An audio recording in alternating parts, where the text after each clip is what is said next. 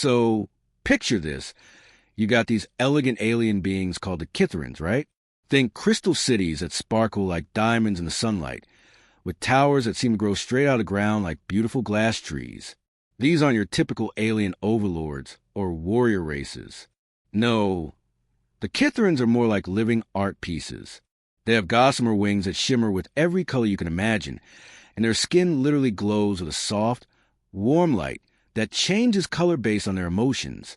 These guys have built the most peaceful civilization the galaxy has ever seen.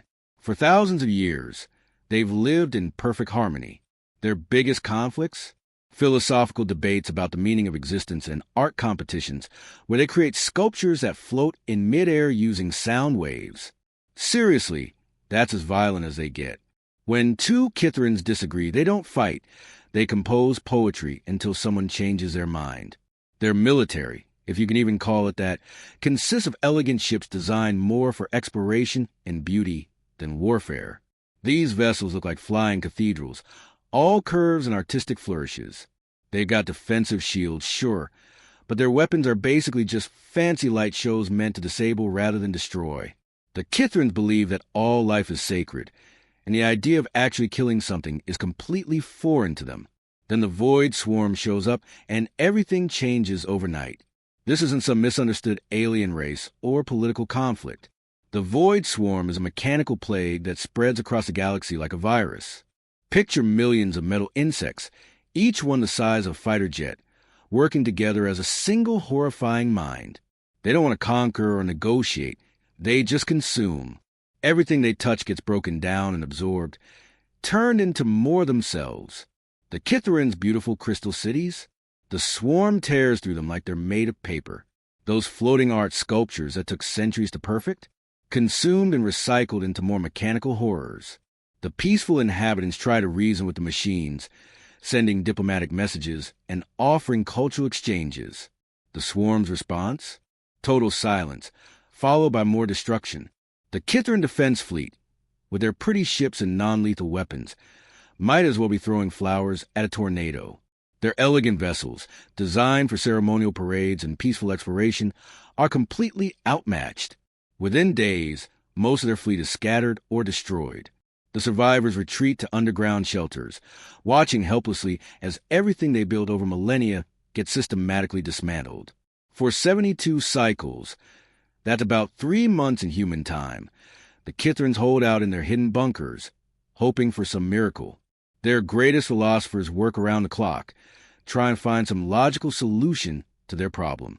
Maybe there's a way to communicate with the swarm. Perhaps they can offer the machines something they want more than destruction. But nothing works. The mechanical plague just keeps consuming, growing stronger with every city it devours.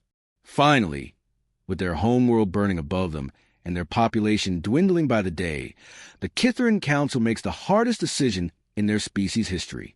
They activate the emergency protocols and send out a desperate distress call to anyone in the galaxy who might help. The responses they get are heartbreaking. Most advanced civilizations are too far away or already dealing with a void swarm themselves. Others offer sympathy, but no real assistance. The Galactic Federation promises to send aid, but their ships won't arrive for months. Too late to save anyone. Then something unexpected happens. A response comes from a backwater system with a yellow star, somewhere on the outer rim of the galaxy. The beings who respond call themselves humans, and according to the Galactic Database, they're newcomers to space travel. They've only had faster-than-light technology for a few decades, making them practically babies compared to most spacefaring civilizations. The message that comes back is so different from what the Kithrans are used to that they have to read it 3 times to believe it. No flowery diplomatic language. No expressions of sympathy or requests for cultural context. Just a simple, direct statement that cuts through everything like a knife. Help is coming. Hold position. Do not engage. The Kithrans are almost offended by how blunt it is. Where's the poetry? The artistic expression? The philosophical discussion about the nature of assistance and mutual cooperation? This response feels almost primitive compared to their usual diplomatic exchanges. But when you're drowning in an ocean of metal and death, you don't complain about the life preserver someone throws you. You grab it and hope these strange humans know something about surviving that the rest of the galaxy has forgotten. Little do the Kithrans know. They're about to discover exactly what it means to evolve on a world where everything is trying to kill you. 3 days later, the human fleet drops out of hyperspace, and every Kithran monitoring the sensors in the underground command bunkers just stops talking. The silence in those cramped shelters is so complete you could hear a pin drop. Picture the scene. These delicate, glowing beings hunched over their crystal displays, watching their sensor readings with growing disbelief. They've been tracking the approaching signatures for hours, trying to make sense of what their instruments are telling them. The energy signatures are massive, but they're moving in formations the Kithrans have never seen before. They expected maybe a handful of exploration ships at best. After all, according to their databases, humans had only achieved faster-than-light travel recently. Most species at that development level could barely manage small scout vessels for their first interstellar journeys. The Kithrans themselves had taken centuries to build their first proper space fleet after discovering hyperspace technology. What materialized in their solar system was something else entirely. A war fleet that literally blocked out the stars. We're talking hundreds of vessels arranged in perfect military formation, spreading across space like a metallic constellation. The sheer scale of it was incomprehensible. How could a species so new to space travel have built such a massive armada? Where did they get the resources? The technology? The industrial capacity? But it wasn't just the numbers that left the Kithrans speechless. It was what they were looking at. These ships were nothing like anything in their galactic databases. Most civilized species built their vessels to reflect their culture. Smooth lines, artistic flourishes, designs that spoke of sophistication and peaceful intentions. The Kithrans' own ships looked like flying works of art, all curves and crystal formations that caught starlight beautifully. The human fleet looked like it had been forged in the depths of some nightmare factory. These were predatory things, all sharp angles and brutal efficiency. Every line spoke of violence held barely in check. The hulls were scarred and battle-tested, marked with impacts and repairs that told stories of conflicts the Kithrans couldn't even imagine. And the weapons. Oh! The weapons were everywhere. These ships bristled with armaments the Kithrans had never seen before. Massive gun batteries, missile ports, energy cannons that looked like they could crack planets in half. There were no decorative elements, no artistic touches, no wasted space for aesthetics. Every single component seemed designed for one purpose: warfare. The lead vessel dwarfed everything around it, a massive dreadnought that looked like someone had taken a mountain and taught it how to fly. Its hull was a patchwork of repairs and reinforcements, scars that spoke of countless battles survived. Gun turrets the size of city blocks rotated slowly, tracking potential threats with mechanical precision. In the Kithran bunkers, military analysts were frantically cross-referencing their databases, trying to understand what they were seeing. The weapons technology alone was decades ahead of what humans should have been capable of. The ship designs followed principles that most species took centuries to develop. How was this possible? Then the communication came through, and everything made a terrible kind of sense. The lead ship, its name blazoned across the hull in stark letters that read "Unbroken," transmitted a single, direct message that cut through all the confusion. Kithran forces, this is Admiral Brooks of the Terran Defense Fleet. We have your position. Beginning immediate combat operations. That was it. No diplomatic protocols. No cultural exchanges. No requests for situation reports or strategic briefings. Admiral Brooks didn't ask for permission, didn't inquire about local customs, didn't even acknowledge the tragedy that had befallen the Kithran people. The Kithrans, who were used to lengthy diplomatic ceremonies before any military action, found themselves completely off balance. Where were the formal introductions? The exchange of cultural gifts? The philosophical discussions about the nature of the conflict? In their crystal command centers, Kithran officials looked at each other with growing alarm. This wasn't how civilized species behaved. When the Galactic Federation had promised aid, their message had been 3 pages of formal diplomatic language, expressing sympathy for Kithran losses and outlining proper procedures for joint military operations. The humans? Beginning immediate combat operations. It was like watching a pack of wolves respond to a distress call. No ceremony, No hesitation, just immediate action. The human fleet was already moving. Ships peeling off into attack formations before the Kithrans could even respond to Admiral Brooks' transmission. In those underground shelters, watching the human fleet prepare for battle, the Kithrans began to realize they might have made a terrible mistake. They called for help from the galaxy's newest spacefaring species, expecting perhaps some token assistance from fellow newcomers to the galactic community. Instead, they had summoned something that looked like it had been fighting wars since before their civilization learned to build cities. The humans had come to fight, and from the look of their battle-scarred fleet, fighting was something they knew very well indeed. What kind of world, the Kithrans wondered, produced beings like this? When the humans hit the void swarm, the Kithrans watching from their underground shelters witnessed something they'd never seen before in their thousands of years of galactic observation. Warfare conducted with methodical brutality that was somehow both terrifying and beautiful in its efficiency. Most spacefaring species, when they fought at all, preferred elegant tactical maneuvers. Picture a ballet in space. Ships dancing around each other, using speed and agility to avoid damage, while landing precise, surgical strikes. The few military engagements the Kithrans had observed in galactic history looked more like elaborate ceremonies than actual battles. Human ships didn't dance. They charged straight into mechanical swarm like angry bulls, weapons blazing from every available mount. The Kithrans watched in horrified fascination as human vessels deliberately positioned themselves to absorb the worst of the enemy fire, their shields flaring white-hot under punishment that would have completely vaporized Kithran ships. But here's the thing that really got the aliens' attention. The human ships kept fighting, where other species would retreat to repair and regroup after taking that kind of damage. The human vessels just absorbed the hits and kept pushing forward. Their hulls might be glowing red from energy impacts. Their armor plating might be peeling away in sheets. But they never stopped advancing. The Kithrans realized they were watching beings who had designed their entire military philosophy around taking punishment and dishing it back out twice as hard. Every human ship seemed built like a fortress that could fly, with redundant systems and backup systems for the backup systems. When one weapon array got destroyed, 3 more would emerge from hidden compartments. But the ships, as impressive as they were, weren't even the most frightening part of what the Kithrans witnessed that day. It was the humans themselves. When the battle reached a point where ships had to dock with void swarm constructs for close-quarters fighting, the Kithran observers got their first real look at human soldiers in action. These weren't the ceremonial guards or police forces they'd seen from other species. Beings who handled conflict with minimum necessary force and maximum restraint. Human Marines emerged from their ships in powered armor that looked like it had been designed by someone who really understood violence.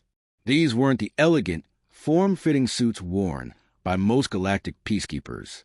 This was heavy, angular armor that made each human look like a walking tank, bristling with weapon systems and sensory equipment. The Kithrans watched through their sensors as squads of these armor humans methodically cleared through void swarm constructs with weapons that seemed designed for maximum effectiveness rather than minimum collateral damage. Where other species might use precise energy beams to disable mechanical components, humans brought tools that looked like they could punch holes through starship hulls. What really struck the alien observers was the casual competence these humans displayed. They weren't fighting angry or desperate. They were fighting like professionals who had done this exact thing countless times before. Every movement was efficient. Every shot was placed with surgical precision. Every tactical decision seemed to flow naturally from years of experience. The Marines worked together like parts of a single organism, covering each other's advances and retreats with a kind of coordination that spoke of endless training and actual combat experience. When one human went down, the others would seamlessly adjust their formation to compensate, never missing a beat in their steady advance to the mechanical defenders. But perhaps the most unsettling thing for the Kithrans was how the humans communicated during battle. There was no grand speeches, no philosophical discussions about the nature of conflict, no attempts to reason with their mechanical enemies. Their radio chatter was crisp, professional, and filled with terminology that spoke of a species that had systematized warfare down to an art form. Target neutralized. Advance to grid 77. Covering fire requested on my position. It was like listening to technicians discussing routine maintenance, except the maintenance involved systematically dismantling an unstoppable mechanical plague. And then something happened that shocked every Kithrin observer to their glowing core. For the first time in the entire 3-month campaign, the Void Swarm began to retreat. These mechanical constructs had swept aside every defense the galaxy could muster. They had consumed entire star systems without pause, treating resistance like a minor inconvenience. The swarm didn't negotiate, didn't hesitate, didn't show any behavior that suggested it could even comprehend the concept of retreat. But faced with the relentless advance of the human fleet, the mechanical invaders started pulling back, not a coordinated withdrawal. That would have suggested strategy. This was something more primal, like a predator encountering something it recognized as a bigger predator. The unstoppable force had met something even more immovable, and for the first time, it blinked. In their shelters, the Kithrins began to understand that they hadn't just called for help. They had awakened something that the galaxy had never seen before, a species that had turned survival into an art form and warfare into a science. As the battle raged across their solar system, the Kithrin Council found themselves huddled around their crystal displays in the deepest bunkers of their homeworld, frantically pulling up every piece of information they could find about these humans. What they discovered in the galactic databases made their luminescent skin flicker with colors of fear and disbelief. Humans were listed as restricted contact in the official galactic records. The Kithrins had always assumed this was just bureaucratic nonsense, probably some political classification related to their recent entry into space travel. Most species got temporary restrictions until they proved they could handle galactic diplomacy properly. But as they dug deeper into the files, reading report after report from the few species that had made contact with Earth, the Kithrins began to understand that the restriction wasn't about politics. It was about safety. The first shock came when they found Earth's planetary classification, Class 12 Deathworld. Most inhabited planets in the galaxy were classified as Class 1 or 2, peaceful worlds with stable climates, gentle weather patterns, and ecosystems that supported life without constantly threatening it. The Kithrin homeworld was a Class 1, with its crystal formations that naturally regulated temperature and its gentle creatures that lived in perfect harmony. Class 12 was supposed to be impossible for a complex life to evolve on. The reports described a world that seemed designed by some malevolent cosmic force to kill everything that lived on it. The weather alone would terrify most galactic species. Massive storms that have flattened cities, temperature swings that range from freezing to lethally hot, and something called tornadoes that were basically controlled destruction spinning across the landscape. But the weather was just the beginning. Earth's wildlife read like a catalog of nightmares. Creatures with venoms that could kill in minutes. Predators that hunted in coordinated packs. Massive animals that could crush vehicles under their feet. Even the plants were dangerous. Some could poison you just by touching them. Others could trigger deadly allergic reactions. And a few actually ate meat. The ocean was filled with predators that had survived since before most galactic civilizations began. The land was covered with creatures that had evolved countless ways to kill each other. Even the insects were dangerous. Tiny creatures that could carry diseases or deliver painful, sometimes fatal stings. But here's what really got the Kithrin Council's attention. Humans hadn't just survived on this nightmare world. They had thrived. They had become the dominant species on a planet where everything else was specifically evolved to be a perfect killing machine. Reading these reports, the Kithrins began to understand what they were really watching unfold in their solar system. These humans hadn't learned warfare from other species or developed it as a response to galactic threats. They had been fighting for survival since before they could walk upright, on a world where a moment's inattention meant death.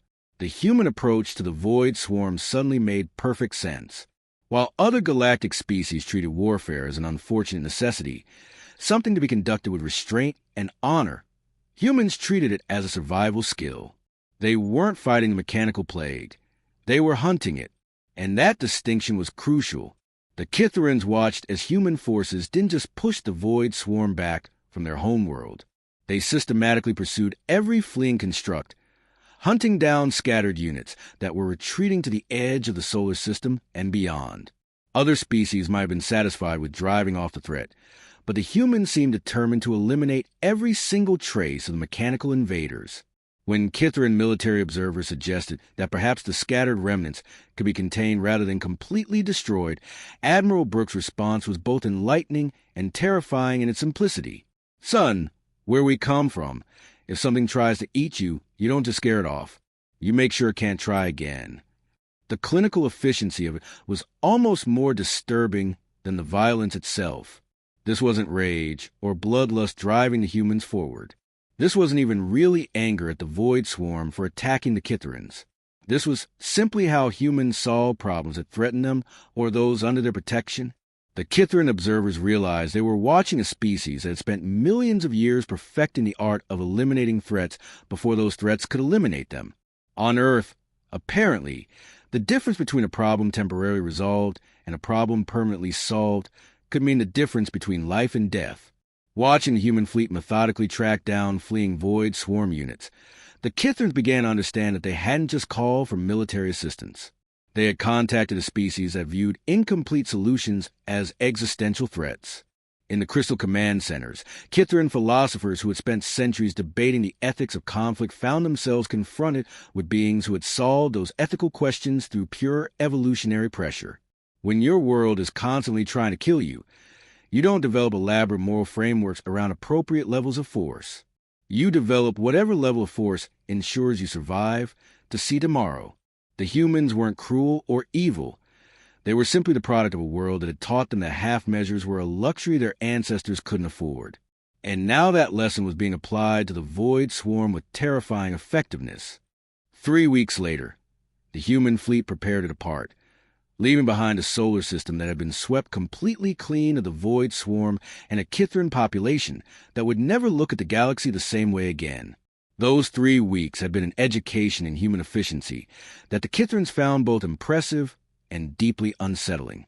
While other galactic species might have spent months in careful cleanup operations, consulting with local authorities about proper disposal methods and conducting elaborate ceremonies to honor the fallen, the humans had simply gotten to work. They divided the entire solar system into grid sectors and systematically cleared each one. Every asteroid belt, every moon, every debris field that might harbor even a single Void Swarm construct was thoroughly scanned and sterilized. The Kithrins watched in fascination as human engineering teams dismantled the mechanical remains with the same methodical precision their Marines had shown in combat. But it wasn't just a thoroughness that struck the Kithrin observers. It was a complete lack of ceremony surrounding the whole operation. When Kithrin teams had cleared battlefields in their ancient history, they held elaborate rituals to honor both the fallen and the defeated. They composed songs about the tragedy of conflict and erected monuments to remember the cost of violence. The humans?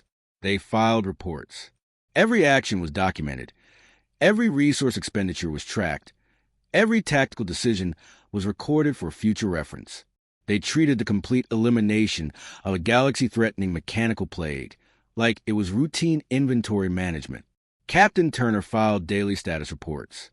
Lieutenant Davis cataloged recovered technology. Commander Wilson submitted casualty assessments that consistently read minimal or none. The Kithrin Council found themselves in the strained position of being grateful to beings who seemed to view their salvation as a minor administrative task. When they tried to organize ceremonies to honor the human sacrifice, Admiral Brooks politely declined, explaining that the fleet was needed elsewhere and had a schedule to maintain. Schedule to maintain. Like they had other apocalypses to prevent that Tuesday. The final moment that really drove home the difference between humans and every other species of Kithrins had encountered came when Admiral Brooks transmitted the standard operational report to the Kithrin Council.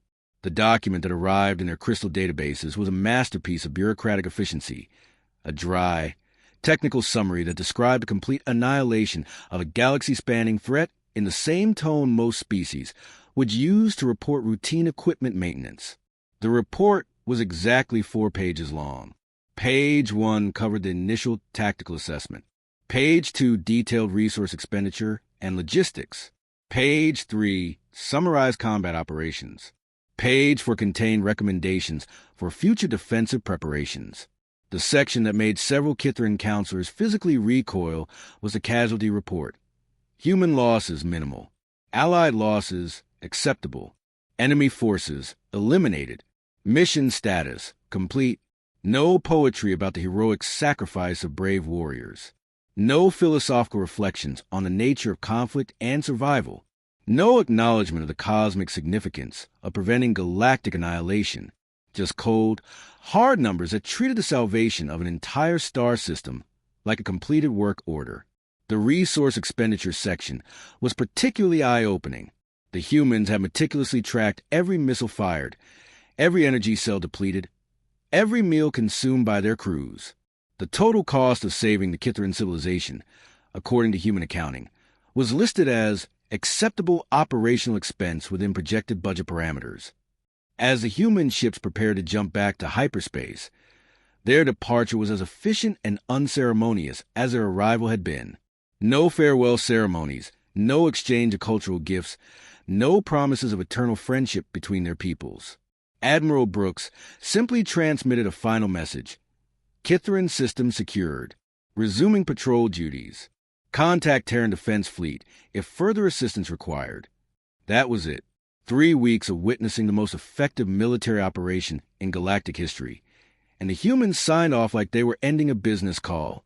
As the massive human fleet disappeared into hyperspace, they left behind more than just grateful survivors. They left behind the knowledge that somewhere in the galaxy lived a species so thoroughly adapted to violence and survival that they could mistake a mechanical apocalypse for a moderate challenge requiring routine attention. The Kithran philosophers spent days trying to process what they had witnessed. These humans had solved in 3 weeks a problem that had threatened to consume the entire galaxy. They had done it with casual efficiency that suggested this level of threat was well within their normal operational parameters. What kind of universe had these beings prepared themselves to face that made the void swarm seem like a minor inconvenience? The Kithrans' first act after the humans departed was to convene an emergency session of their highest council. The decision they reached was unanimous and immediate. Classify all information about Earth's location as the highest level of state secret. Access would be restricted to only the most senior government officials, and sharing the information with any outside party would be considered an act of treason.